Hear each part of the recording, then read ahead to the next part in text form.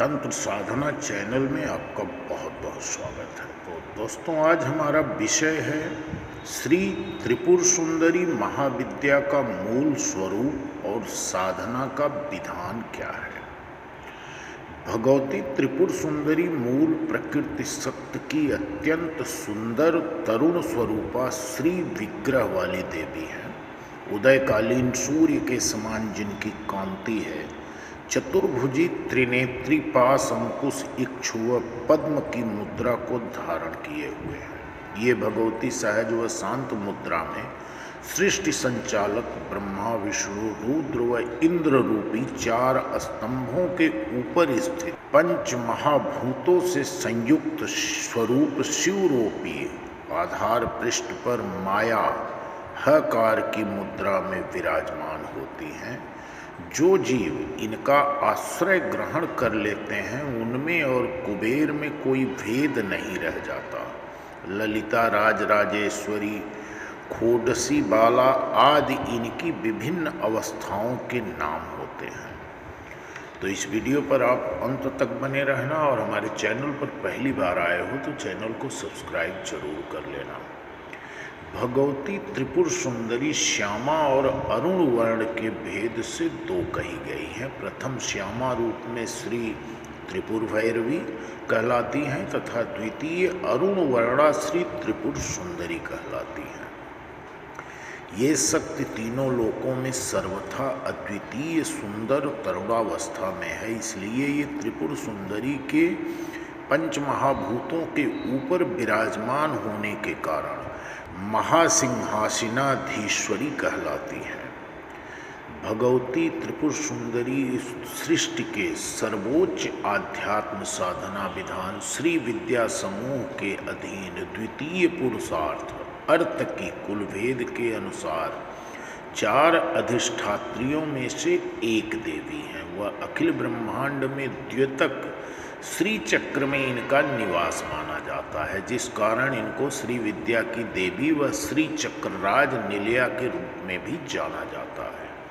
और इसी भ्रम अथवा अल्पज्ञता के कारण कुछ तथाकथित अल्पज्ञ स्वयंभू व आधुनिक हाई प्रोफाइल धर्माचार्य गुरु बुद्धिजीवी साहित्यकार व साधक त्रिपुर सुंदरी महाविद्या साधना को श्री विद्या साधना के नाम से जानते हैं और प्रचारित करते हैं, जिस कारण से यह अति गहन व गूढ़ साधनाएं भ्रम व अज्ञानता की गहराई में लुप्त होती जा रही हैं।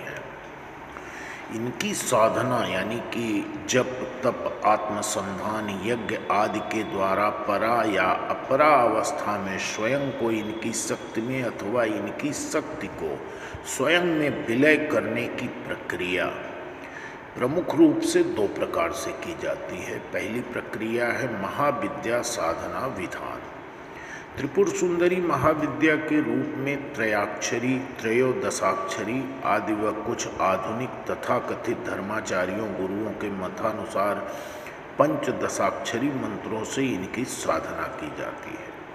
महाविद्या रूप में इनकी साधना को संपन्न करने से इस साधना के परिणाम स्वरूप भगवती त्रिपुर सुंदरी अपने महाविद्या साधक के जीवन को समस्त प्रकार के केवल भौतिक धन्य धान्य रत्न पुत्र आदि सभी ऐश्वर्य से संपन्न कर देती है। महाविद्या के रूप में इनकी साधना करने से न केवल भौतिक संपन्नता ही प्राप्त होती है, जिस संपन्नता के मद में स्वार्थवश जीव अपनी मानवीय धार्मिक नैतिक व न्यायिक सीमाओं का अतिक्रमण करने से तनिक भी नहीं चूकता है। अतः इस प्रकार से की जाने वाली साधना पूर्णतः भौतिक साधना होती है, जिसमें धर्म और आध्यात्म की उपस्थिति व लाभ अनिवार्य नहीं होता है। साधक स्वयं के प्रयास से स्वयं को मानवीय धार्मिक नैतिक व न्यायिक सीमाओं का अतिक्रमण करने से रोक कर आध्यात्मिक बना रह सकता है।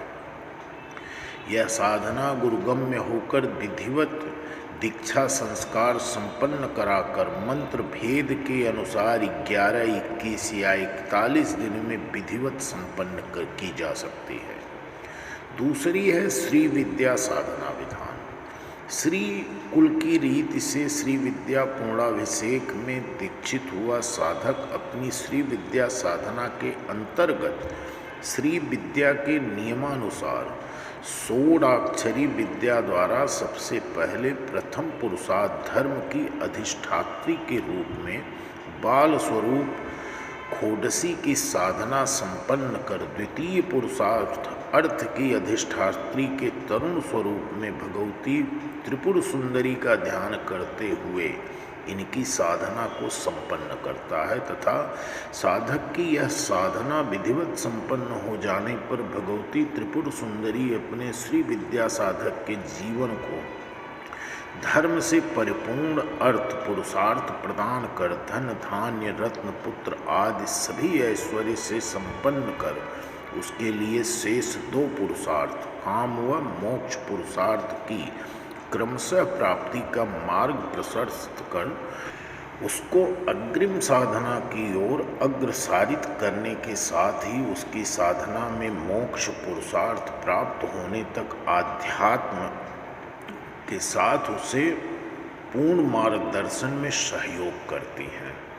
इस प्रकार से की गई साधना पूर्ण रूप से आध्यात्मिक साधना होती है, क्योंकि इस साधना काल में भगवती खोडसी द्वारा पहले ही श्री विद्या साधक को धर्म में स्थित कर दिए जाने पर भगवती त्रिपुर सुंदरी द्वारा धर्म से परिपूर्ण अर्थ पुरुषार्थ प्रदान किया जाता है, जिसके परिणाम स्वरूप वाह्यांतर से निष्पाप्त हो चुका हुआ धर्म से परिपूर्ण अर्थ में समृद्ध हुआ साधक नीति धर्म मानवता और न्याय के विपरीत कोई कर्म नहीं कर सकता है। यह साधना गुरुगम्य होकर विधिवत श्री विद्या पूर्णाभिषेक दीक्षा संस्कार संपन्न कराकर की जाती है तथा यह साधना श्री विद्या साधना विधान षोडशाक्षरी विद्या के अंतर्गत होने के कारण पृथक से किसी महाविद्या की दीक्षा नहीं लेनी होती है।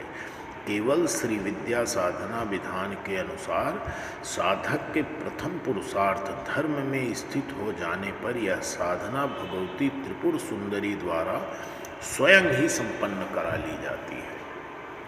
इनकी उपासना अर्थात विभिन्न प्रकार के पूजा पाठ अर्चना यज्ञ स्तोत्र भक्ति आदि के द्वारा इनको परावस्था में प्रसन्न यानी कि सिद्ध कर मनोरथ सिद्ध करना अथवा परा या अपरावस्था में स्वयं को इनकी शक्ति में अथवा इनकी शक्ति को स्वयं में विलय करने की प्रक्रिया महाविद्या व श्री विद्या दोनों ही विधान में दीक्षित हुए साधकों द्वारा श्री चक्र यानी कि श्री यंत्र या नव योनि चक्र में के केंद्र में तरुण स्वरूप में की जाती है।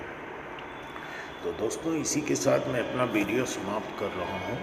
कमेंट में जय माँ भगवती ज़रूर लिखना। यदि आप हमारे चैनल पर पहली बार आ रहे हो तो चैनल को सब्सक्राइब करके घंटी की बटन दबाना न भूलिए, ताकि हमारे द्वारा अगला वीडियो आपको मिले और आप उससे लाभ उठाएं। और इस हमारे वीडियो को अपने दोस्तों तक शेयर करना न भूलिए। धन्यवाद।